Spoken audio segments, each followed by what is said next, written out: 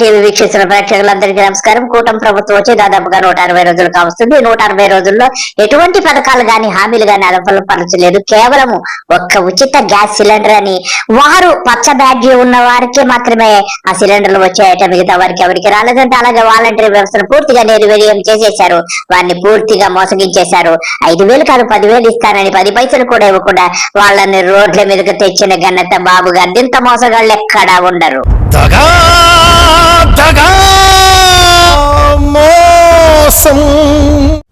అదే మరి ఎన్డీఏ మేమందరం 3 పార్టీల కూటమి హామీ ఇస్తున్నాం. బాబు గారు, మీరు మోసాలకు పుట్టినిల్లు మీరే. ఎలా మోసం చేయాలని చేస్తారు? మీకు ఉగాది సంక్రాంతి అనేది ఏముండదు, ఎప్పుడైనా మోసం చేయగలరు బాబు గారు. మీ ఉద్యోగాలు తీసేయం, వాలంటీర్ వ్యవస్థ కొనసాగిస్తామని మరొక్కసారి మీ అందరికీ హామీ ఇస్తున్నా. ఉగాది రోజున, పండుగ రోజున తీపి కబురు మీకు అందరికీ ఇస్తాం.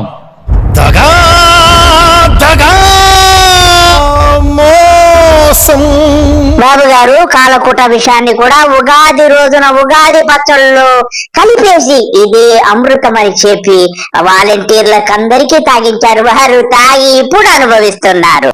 5,000 కాదు, మీకు రాబోయే రోజుల్లో 10,000 రూపాయలు పారితోషికం ఇచ్చే బాధ్యత మాది. బాబు గారు, మీకు ఇంత వయసు వచ్చింది, ఇంత నయవంచన చేయడము ఏమన్నా సమంజసమా?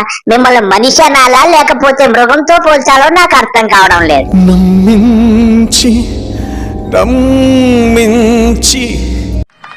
అది బిగినింగ్. మీలో సమర్థత ఉంది, తెలివితేటలున్నాయి. ఇది ఎంట్రీ పాయింట్ మాత్రమే. ఇక్కడి నుంచి మీ ఇంట్లో మీరు కూర్చొని వర్క్ ఫ్రం హోమ్. బాబు గారు, మీరు నిజమే చెప్తున్నారు. వర్క్ ఫ్రం హోమ్ అంటే ఏదో ఐటీ ఉద్యోగుల్లాగా అనుకున్నారు. ఇంట్లో కూర్చొని బాసర్లు తోముకునే వాళ్ళు ఒకళ్ళైతే బర్రెలు మేపుకునే వాళ్ళు ఇంకొకళ్ళు. చక్కగా చెప్పారు, కానీ వాళ్ళు అర్థం చేసుకోవడంలోనే పొరపాటైంది బాబు గారు. మీరు కరెక్ట్ బాబు గారు, మీరు ఎప్పుడు చెప్పినా కరెక్టే బాబు.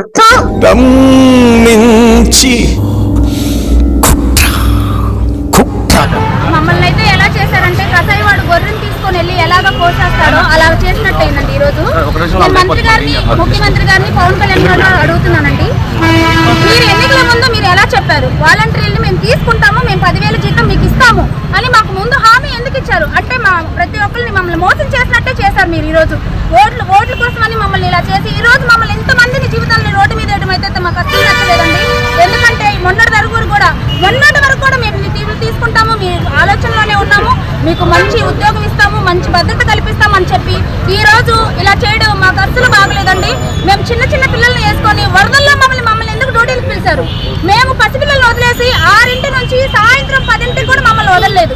ఎందుకు మరి? మాకు ఏ జాబులు ఉన్నాయని మాకు ఆ రోజు 1 రూపాయి కూడా ఇవ్వలేదు. కనీసం ప్రజలందరికీ రాపించాము, ఫ్లడ్ లో మేము రాయించుకోలేకపోయాము. అంటే మాకు మా ఉద్యోగం ఉంది, మేము సేవ చేస్తున్నాం అనే నమ్మకంతో మేము ఉన్నాము. మరి ఈ రోజు ఏమైపోయింది? వాలంటీర్లు అంటే గుర్తులేరా మీకు? మీరు ఆ రోజు చెప్పేటప్పుడు ఏమైంది? మేము తీసుకుంటాము అని మీరు గట్టిగా ఎందుకు చెప్పారు? అదే మాట ఇప్పుడు మీరు ఎందుకు అనలేకపోతున్నారు? ఏంటంటే మమ్మల్ని మభ్యపెట్టి మీరు ఉంటారు అని చెప్పేసి ఉంచుతాం అని చెప్పేసి మభ్యపెట్టి మాతో మీరు సేవ చేయించుకున్నారు. వర్కల్ టైంలోనే కాన్ఫరెన్స్ కాల్ వచ్చేదండి, 12ంటికి కూడా వచ్చేది మా కాన్ఫరెన్స్ కాల్.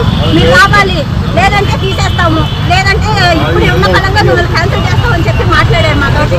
మా దగ్గర అన్ని రికార్డులు ఉన్నాయండి, వాళ్ళు మాట్లాడిన అన్ని ఉన్నాయి.